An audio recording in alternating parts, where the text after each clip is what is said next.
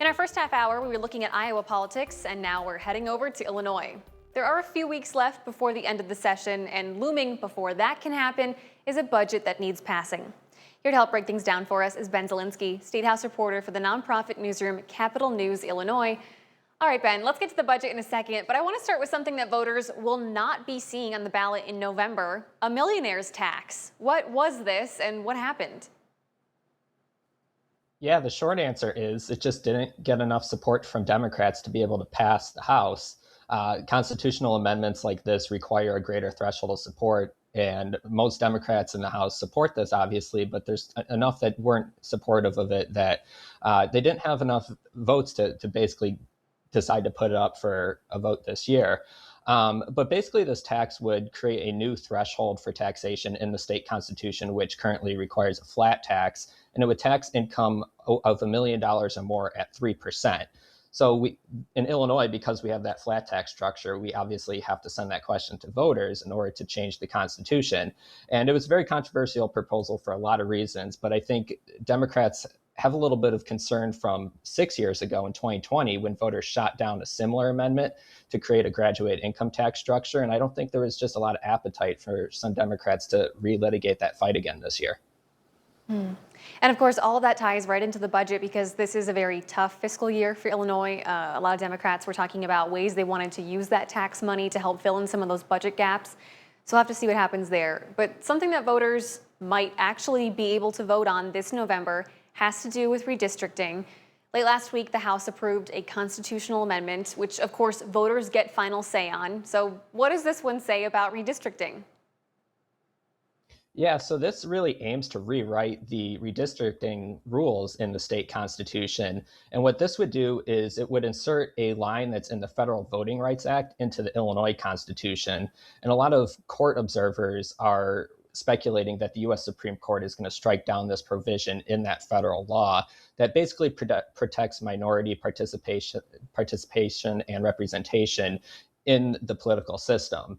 And Illinois Democrats want to enshrine that in the state's constitution. But if you ask Republicans, they're saying that this would basically create a priority list for Democrats when they redraw legislative maps that would just lead to more partisan gerrymandering, a greater ability for Democrats in Illinois to draw these district boundaries to benefit themselves and increase their power in Springfield. Redistricting is something that we have seen across the country. The president himself has openly called for Republican-led states to redistrict to get rid of Democrat seats, add more Republican seats nationally. Virginia just went through redistricting kind of on the opposite end, California as well on the Democratic end. So where does this stand as it goes into the Senate? Do you think there's a lot of support there among Democrats here in Illinois? Yeah, it seems like there is support there. We'll find out by the end of this week, since that's the deadline for lawmakers to send this question to voters.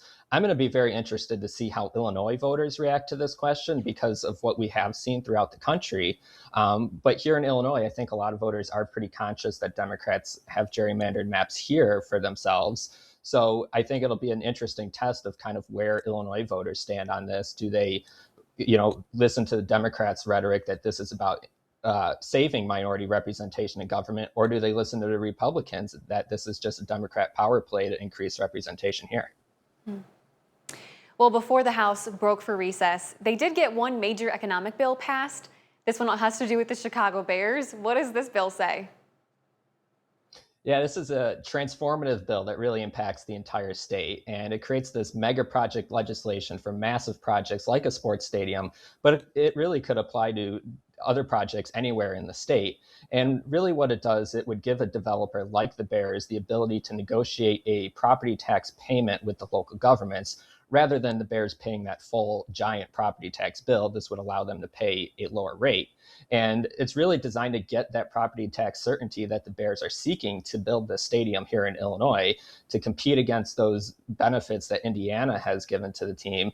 But there's still, it looks like a ways to go on this because the Bears said they need to see some changes. There are changes that were made to an existing agreement that potentially would cause the Bears to pay more in property taxes. So this probably still has several more weeks of negotiations in Springfield as well.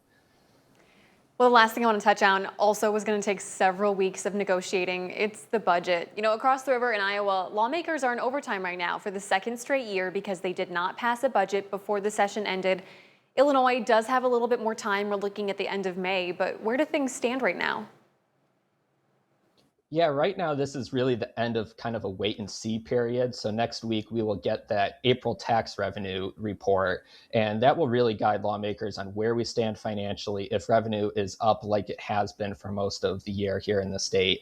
And lawmakers are basically going to take that report and they'll draw up this year's budget with spending and revenue projections based a lot on that.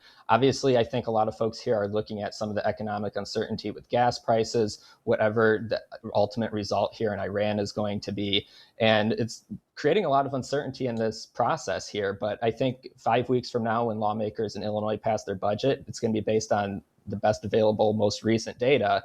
And we'll just have to see how things shift in the fiscal year towards the end of 2026 and into 27.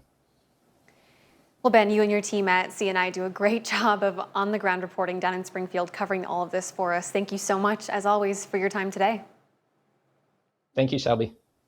And for you guys at home, we have our political coverage for both states up at WQ80.com under the As Seen on TV tab. Morgan?